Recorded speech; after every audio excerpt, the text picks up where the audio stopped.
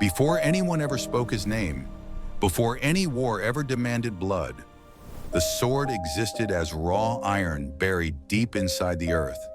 It slept there for centuries, pressed by stone, crushed by time, enduring heat, pressure, darkness. Even then, the sword was learning its first lesson. Nothing meaningful is born without pain. When men finally tore it from the ground, they did not ask what it wanted to become. They never do.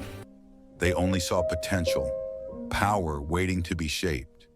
The iron was dragged into the light, thrown into fire so hot it screamed. It melted, lost its shape, lost its identity. If iron could feel fear, this was it. But the blacksmith knew something iron did not yet understand. "You don't become a blade by staying whole," he said. Hammer struck metal again and again, each blow violent, each strike intentional. The iron bent, cracked, stretched, reshaped. It was broken down so it could be rebuilt into something sharper, something stronger.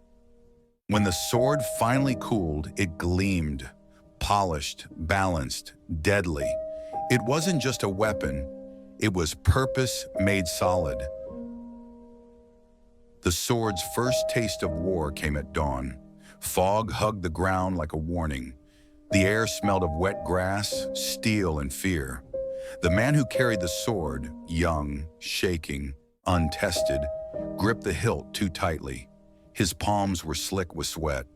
The sword felt it. The clash came fast. Metal screamed against metal.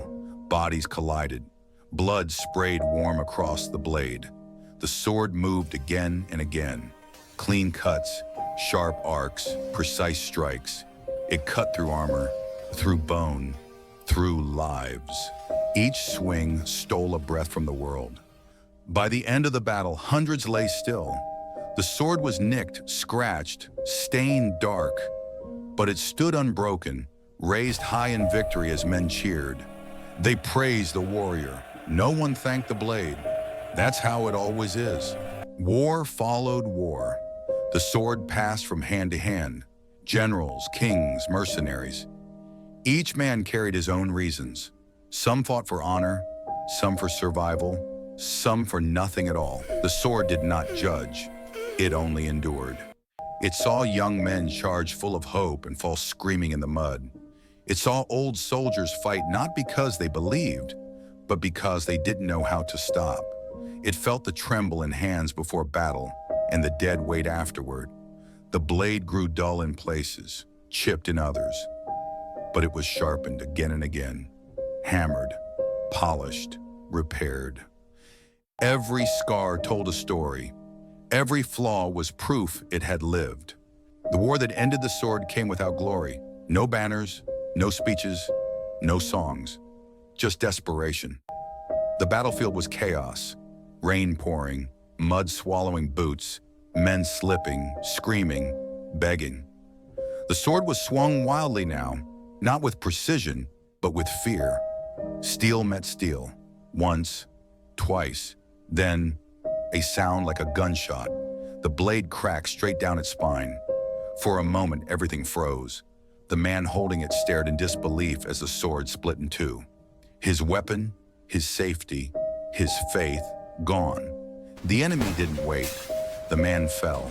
The sword hit the mud, broken, useless, abandoned among the dead. Rain washed blood from its surface, but not the memory. The sword lay there for a long time. Seasons passed. Grass grew. Bones turned to dust. The world moved on like the battle never happened. Rust crept in. The blade that once shined under the sun now flaked and darkened. Cracks widened. The hilt rotted. No one came looking. Broken things rarely get rescued. If the sword could think, it might have believed this was the end, that its pain had been for nothing, that all those battles, all that endurance, led only to being forgotten in the dirt. One day a traveler found it. He wasn't a king, wasn't a soldier, just a man with tired eyes and calloused hands. He picked up the broken blade and smiled, not because it was beautiful, but because it was honest. "This one's lived," he said. The sword was brought back to fire. The heat was worse than before. The broken edges were melted down, reshaped, reforged. The blacksmith worked slower this time, more carefully, respectfully. "You don't erase the cracks," he whispered. "You strengthen around them." The blade emerged different, shorter, thicker, heavier, not flashy, not perfect, but stronger where it mattered. The cracks were still faintly visible. They always would be. The sword returned to war one last time, but not in the hands of a hero. It was carried by a man defending his home. No ambition, no hunger for glory, just resolve. The fighting was brutal, close, desperate. The sword moved slower now, but with intention. Each strike mattered. Each block protected something real. The blade took blows that would have shattered its old self. But it held. When the battle ended, the man leaned on the sword, breathing hard, alive. The sword had not killed hundreds this time. It had saved one. And somehow that felt heavier. Steel doesn't feel. But if it did, it would know this truth. It was never defined by how sharp it was at the start, nor by how many it cut down, nor by how bright it shined. It was defined by how many times it broke and chose to be rebuilt. Because here's the part we don't like to admit. Humans are forged the same way. You are thrown into the world without a choice. You are shaped by pressure you didn't ask for. You are hit by loss, betrayal, failure, grief. You break, not once, not cleanly, sometimes completely. You lose pieces of yourself, dreams, innocence, people you loved. You lie in the mud of your own life, wondering if any of it meant something, and the world keeps walking. But if you're still breathing, the fire isn't finished with you. You get rebuilt, different than before, less shiny, more scarred, heavier with memory, stronger where it counts. The cracks don't disappear, they become proof. Proof you endured, proof you survived, proof you were here for a reason. You weren't made to stay perfect, you were made to stand back up. Just like the sword, broken, reforged, still standing.